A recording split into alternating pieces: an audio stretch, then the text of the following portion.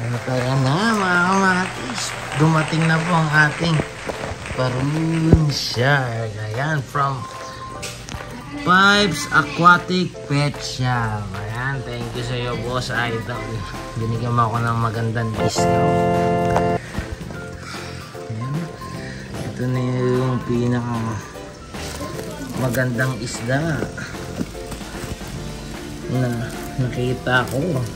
Parang may pagka-arwana to eh, pero shark na shark eh. Ito talaga maganda eh. Tara mga kamatis, i-acclimate na natin siya mga kamatis. So ito na siya mga kamatis oh. Tingnan nyo naman. Na-acclimate. Nilagay muna natin siya sa isang container. Tapos ito yung tank niya mga kamatis. Nandito natin siya lalagay. Okay. Tapos pag mag-acclimate, kukuha tayo ng konting tubig. Tapos lalagay natin dito. Ayan. Kamatis para hindi siya ma-water siya. Ayos ba ka, Clifford? Ano naman masasabi mo sa nabili natin Baroon Shark? Parang catfish lang. Parang catfish? Iba yan po. Mas maganda to sa ano. Kahit Baroon Shark yan mga catfish. Mga kamatis, tank check muna tayo habang ina-acclimate natin to. Ayan, pakita ko nga pala sa inyo bago kong setup. Ito yung aking DIY na lifter. Ito yung lifter ng sump. Ayan mga kamatis.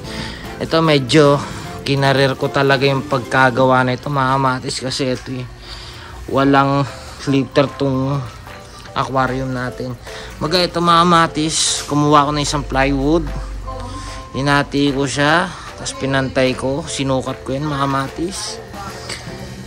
Tapos nilagyan natin siya ng ganitong stopper. Tapos itong ano ba tawag dito, ayan yung pang para ma-open siya, may saraduan siya mga kamatis. Tapos may lock sa mga gilid niya para hindi mahulog. Tapos ito yung pinaka importante dyan mga kamatis, meron tayong nilagay na rubber mat para sa support ng weight nito. Kasi ito mga kamatis, sobrang bigat nitong isang filter na to eh. Halos parang 5 kilo rin yung nasa ibabaw niya. So sa bigat niya mga kamatis, tingin ko okay naman kasi wala naman ako nakitang crack sa ito yung sumasalo ng weight niya. Tsaka magaan lang tong kahoy na to.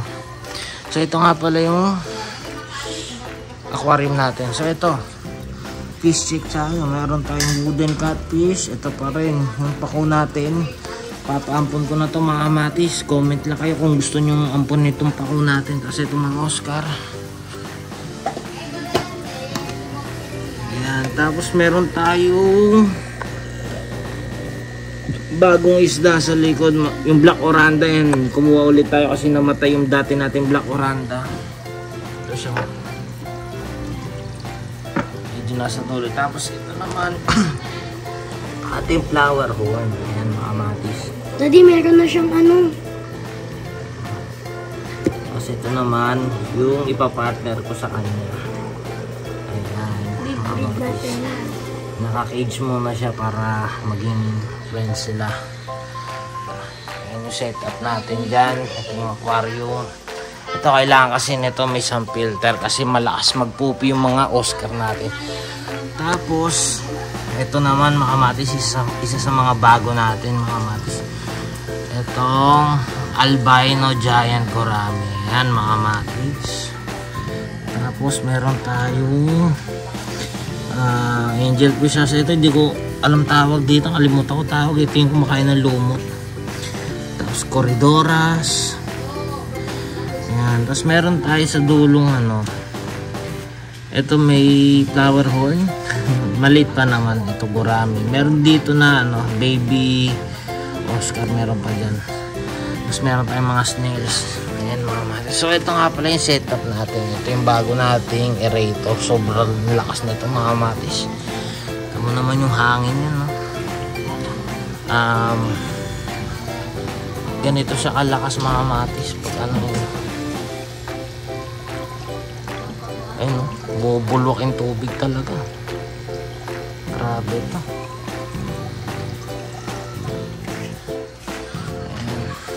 Maganda to mga matis kasi ang dami na niyang masusupply na hangin. Kulang pa nga itong aquarium. Kahit, alam ko kaya daw nito kahit mga 30 aquariums eh.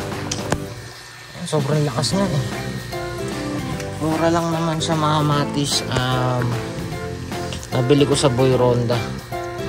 Meron tag 1.4 saka 1.8 ganun. 16 watts lang yun. Ayan, so check natin yung hammerhead natin. Nakailang minutes na ba po? Di ba parang shirt yan? Oh, wait lang na mga kamatis ha. Videoan ko kayo ulit. Okay na siya mga kamatis. Natapos na yung acclimate natin. Yan ang ganda niya mga kamatis. Oh. Oh, shit. Wow. Solo muna siya dyan sa aquarium niya. Nire-ready ko lang itong aquarium na ito mga kamatis kasi para talaga ito sa flower home ko. Siguro ilalagay ko to dito sa ano to eh. Tinatawag ko itong mga baby monster tank. Dito naman yung mga monster tank natin. Yung mga aggressive to. Pag lumaki na to siguro dito na natin siya lalagay. Pero pansamantagal dito muna siya. Solo muna siya. Ayan mga matis. Ganda ni Flaga. May parun shark. Ayan.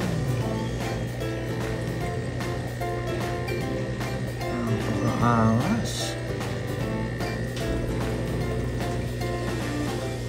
So ayan mga matis, nilagay na natin itong ayan, nilagay na natin yung sticker yung surface Pet Shop Aquatic. Ayan mga matis.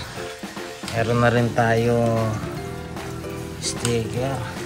Ayan, bili lang po kayo sa shop niya mga matis. Makikita nyo po yan sa Facebook page. Ayan. Check natin ulit. Ayun yung hammerhead ko. Ayan mga matis.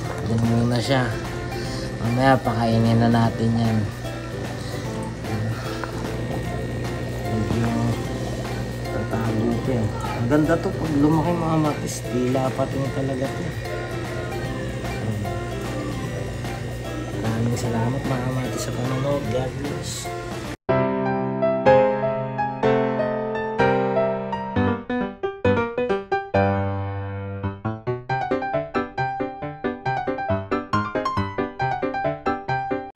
Ayun guys, maraming salamat po sa panonood sa aking channel. Sana po makapag-subscribe po kayo para matulungan nyo po ako sa aking maliit na channel. God bless you all.